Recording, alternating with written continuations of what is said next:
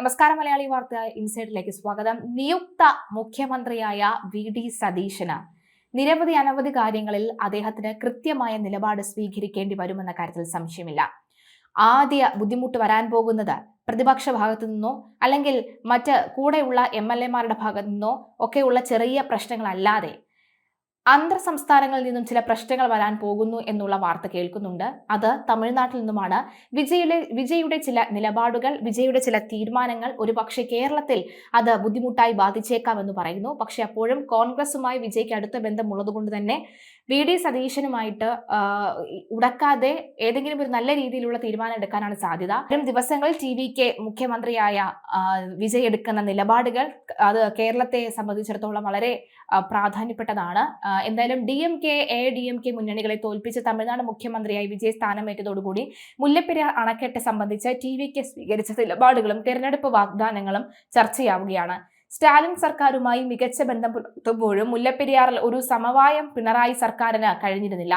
വൈകാരികമായ ഈ വിഷയത്തിൽ സ്വീകരിക്കുന്ന ഏതു നിലപാടും തമിഴ് വികാരത്തെ വ്രണപ്പെടുത്തിയേക്കുമെന്ന ആശങ്കയാണ് സ്റ്റാലിൻ സർക്കാരിനെയും പിന്നോട്ട് വലിച്ചത്. മുല്ലപ്പെരിയാറിൽ ജലനിരപ്പ് ഉയർത്തുമെന്നായിരുന്നു TVKയുടെ തെരഞ്ഞെടുപ്പ് വാഗ്ദാനം. മുഖ്യമന്ത്രിയായതോടുകൂടി വാക്കുപാലിക്കുമോ എന്ന് നോക്കിക്കാണുകയാണ്.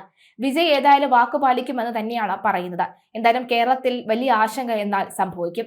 മുല്ലപ്പെരിയാറിൽ ജലനിരപ്പ് 152 അടിയായി ഉയർത്തുമെന്നും കേരള തമിഴ്നാട് അതിർത്തിയിലുള്ള മംഗളാദേവി ക്ഷേത്രം തുറന്നു നൽകുമെന്നും തേനിയിലെ വോട്ടർമാർക്ക് വിജയ് വാഗ്ദാനം ചെയ്തിരുന്നു. DMKയും AIADMKയും ഇതേ വാഗ്ദാനം നൽകിയിരുന്നുവെങ്കിലും കഴിഞ്ഞ വർഷങ്ങളിലൊന്നും പരിഹാരം കണ്ടെത്താനായിട്ടില്ല എന്നതിനാൽ തന്നെ അവർക്ക് ജനവിശ്വാസം നേടാൻ സാധിച്ചിരുന്നില്ല.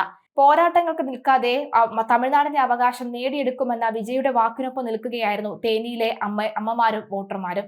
ജില്ലയിലെ 2 മണ്ഡലങ്ങളിലും TVK സ്ഥാനാർത്ഥികളായിരുന്നു ജയിച്ചത്. മുല്ലപ്പെരിയാർ വിഷയത്തിൽ പതിവായി രാഷ്ട്രീയ പ്രതിഷേധങ്ങൾ സംഘടിപ്പിക്കാറുള്ള കമ്പത്തെ കർഷക സംഘടനകൾ TVKയ്ക്കൊപ്പമായിരുന്നു നിന്നിരുന്നത്. തെരഞ്ഞെടുപ്പിൽ വിജയിച്ചെത്തിയാൽ മുല്ലപ്പെരിയാർ വിഷയത്തിന് പ്രഥമ പരിഗണന നൽകുമെന്ന് TVK സ്ഥാനാർത്ഥി ഉറപ്പ് നൽകുകയും ചെയ്തിരുന്നു. കേരളത്തിന്റെ മുഖ്യമന്ത്രിയായി തെരഞ്ഞെടുക്കപ്പെട്ട വി.ഡി. സതീശൻ ഇക്കാര്യത്തിൽ എന്ത് നിലപാട് സ്വീകരിക്കണമെന്ന് കാത്തിരുന്നു. കാരണം മുല്ലപ്പെരിയാർ അല്ലേ, അതൊക്കെ ഇപ്പൊ പറയേണ്ട ആനക്കാര്യമാണോ എന്ന് ചോദിച്ചാൽ ആനക്കാര്യം തന്നെയാണ്. ഇവിടെ ഈ തിരക്കിനിടയിൽ അവിടെ സത്യപ്രതിജ്ഞ ചെയ്ത് വിജയ് സർക്കാർ അധികാരമേറ്റ ദിവസങ്ങളായിരിക്കുന്നു. ഒരുപക്ഷെ ആദ്യ നടപടി എന്നോളം ഒക്കെ തന്നെ ഈ മുല്ലപ്പെരിയാർ വിഷയത്തിൽ ഒരു കൃത്യമായ നിലപാട് സ്വീകരിക്കാനുള്ള സാധ്യത വളരെ കൂടുതലാണ്.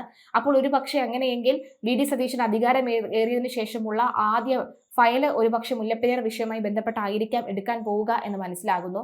ഏതായാലും മുഖ്യമന്ത്രിയായി AICC ഔദ്യോഗികമായി പ്രഖ്യാപിച്ചതിന് പിന്നാലെ തന്നെ വി.ഡി. സതീശൻ ആദ്യം ചെയ്തത് UDFന്റെ കരുത്തരായ മുസ്ലിം ലീഗിനോടൊപ്പമുള്ള കടപ്പാട് അറിയിക്കുക എന്നതായിരുന്നു. പ്രഖ്യാപനം വന്നാൽ ഉടൻ അദ്ദേഹം ഫോണിൽ വിളിച്ചത് ലീഗ് അധ്യക്ഷൻ പാണക്കാട് സാദിഖലി ശിഹാബ് തങ്ങളെയാണ്. മുഖ്യമന്ത്രി പദത്തിലേക്കുള്ള തന്റെ യാത്രയിൽ ലീഗ് നൽകിയ ഉറച്ച പിന്തുണയ്ക്കും പാറ പോലെ കൂടെ നിന്ന നിലപാടിനും സതീശൻ ഹൃദയപൂർവ്വം നന്ദി അറിയിച്ചു. കേരളത്തിന്റെ അമരക്കാരനായി സതീശൻ എത്തുമ്പോൾ ഇത് ടീം UDFന്റെ വിജയമാണെന്ന സന്ദേശമാണ് പാണക്കാട്ടേക്കുള്ള ഈ ആദ്യം ഫോൺ വിളിയും ലീഗിന്റെ ആവേശകരമായ പ്രതികരണവും നൽകുന്നത്. മാധ്യമം ആണ് ആദ്യമായി പാണക്കാട് തങ്ങളെയാണ് വിളിച്ചതെന്ന റിപ്പോർട്ട് ചെയ്തത്. 11 ദിവസത്തെ അനിശ്ചിതത്വങ്ങൾക്കും ഡൽഹിയിലെ രാഷ്ട്രീയ വടംവലികൾക്കും വിരാമമിട്ടുകൊണ്ടാണ് വി.ഡി. സതീശൻ ഹൈക്കമാൻഡ് മുഖ്യമന്ത്രിയായി പ്രഖ്യാപിച്ചത്. KC വേണുഗോപാലിനും രമേശ് ചെന്നിത്തലയ്ക്കും മേൽ സതീശൻ മുൻഗണന ലഭിച്ചതിൽ ഘടകകക്ഷികളുടെ പ്രത്യേകിച്ച് മുസ്ലിം ലീഗിന്റെ നിലപാട് നിർണായകമായി. ദീർഘകാലമായി കോൺഗ്രസിന് ലഭിക്കാത്ത വലിയ ഭൂരിപക്ഷം 2026 നേടിക്കൊടുത്തതിൽ പ്രതിപക്ഷ നേതാവ് എന്ന നിലയിലുള്ള സതീശന്റെ പോരാട്ട വീര്യം ലീഗ് നേരത്തെ തന്നെ ശരിവെച്ചതാണ്.